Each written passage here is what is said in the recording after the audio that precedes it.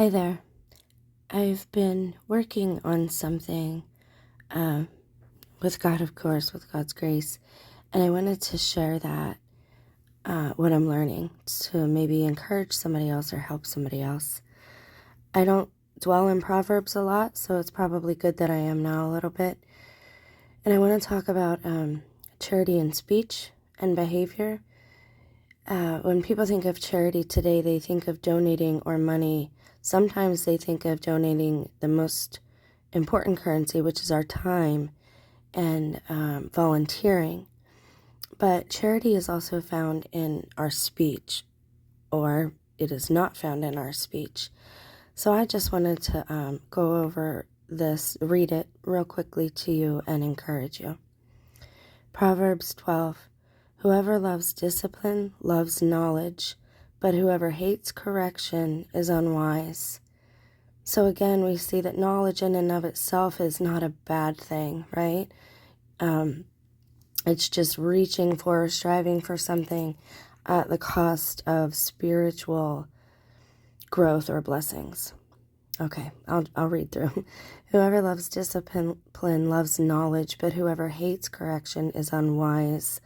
That's something I've had to learn to grow into, is taking even the insults and persecution that people throw at me and looking at it and looking at advice maybe that I didn't heed from people who knew better, especially older women who have a lot of wisdom. Whoever is good shall draw grace from the Lord, but whoever trusts in his own thoughts acts impiously.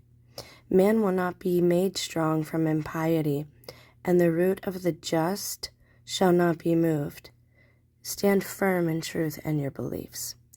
A diligent woman is a crown to her husband. It's his glory.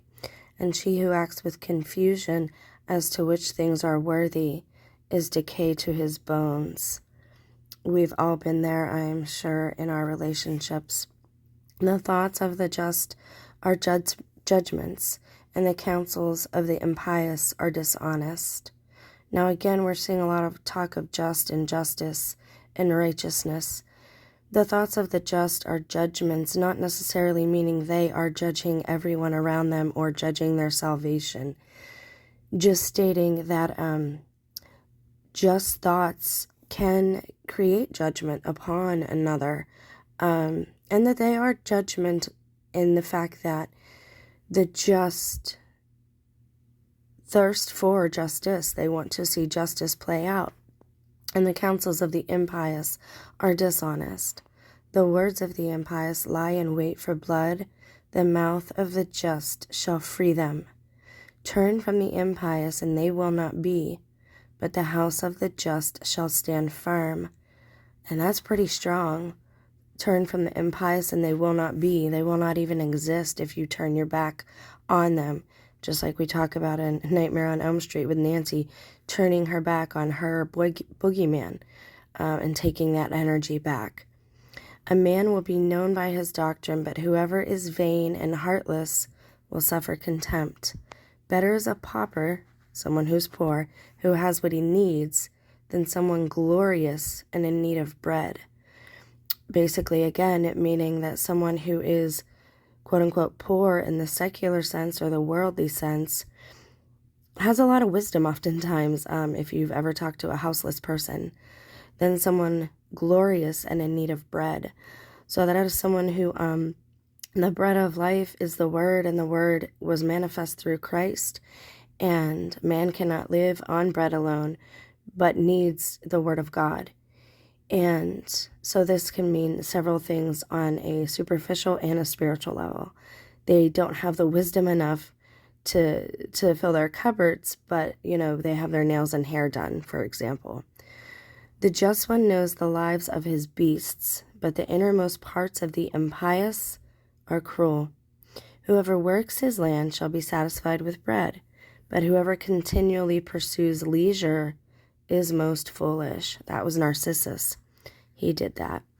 Whoever is soothed by lingering over wine leaves behind contempt in his strongholds, meaning his own strongholds, even in his own company, his own family, his own hierarchy. People will have contempt for him if he broods over alcohol, basically, and looks to that to solve his problems. The desire of the impious is the fortification of what is most wicked, but the root of the just shall prosper. For the sins of the lips draw ruin to the evil, but the just shall escape from distress. By the fruit of his own mouth, but by the results of your own mouth, each one shall be filled with good things, and according to the works of his own hands it will be distributed to him. Meaning, we get what we deserve. There are consequences for our actions. Other religions call that karma. In essence, it means the same thing. The way of the foolish is right in his own eyes, but whoever is wise listens to counsels.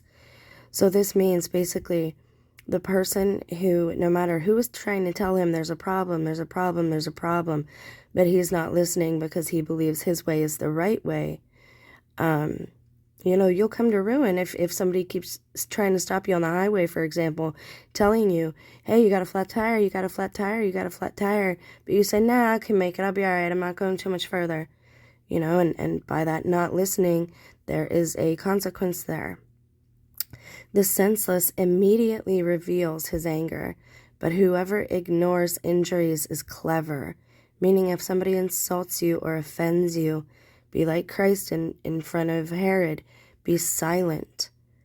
He is a sign of justice who speaks what he knows, but whoever deceives is a dishonest witness.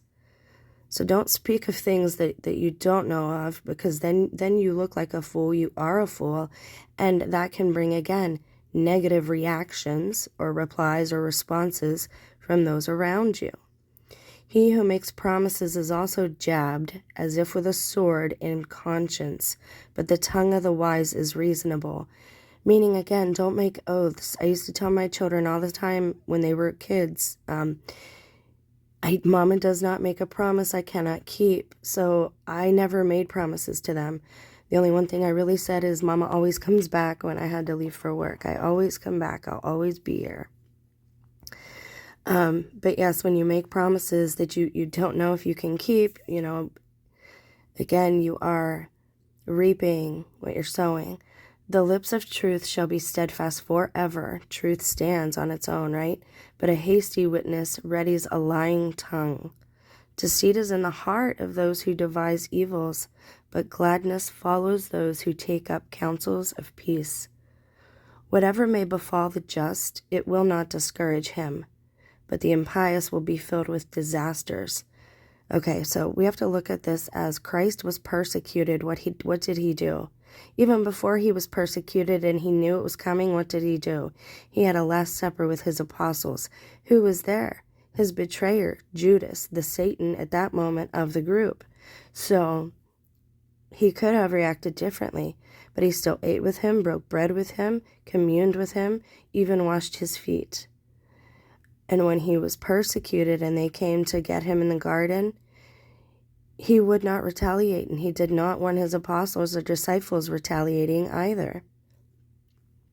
Lying lips are an abomination to the Lord, but whoever acts faithfully pleases him. A resourceful man conceals knowledge, and the heart of the unwise provokes foolishness. Meaning, you don't always want to say everything. And I've had to learn this, obviously. There are things that you don't want to speak. You don't want to give word to things, even if they're true. You just want to be silent because you don't want to lie. You don't want to mislead. But at the same time, you don't want also your adversaries understanding the workings of your mind or what you are in possession of when it comes to knowledge.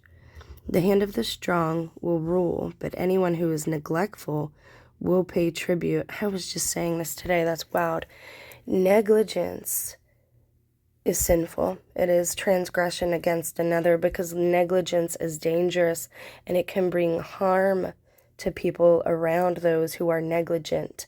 And negligence is equal to foolishness. You're being foolish if you neglect your obligations and responsibilities. See, negligence implies that you already know a thing is your job, responsibility, obligation, or know a thing to be true, but you're neglecting it.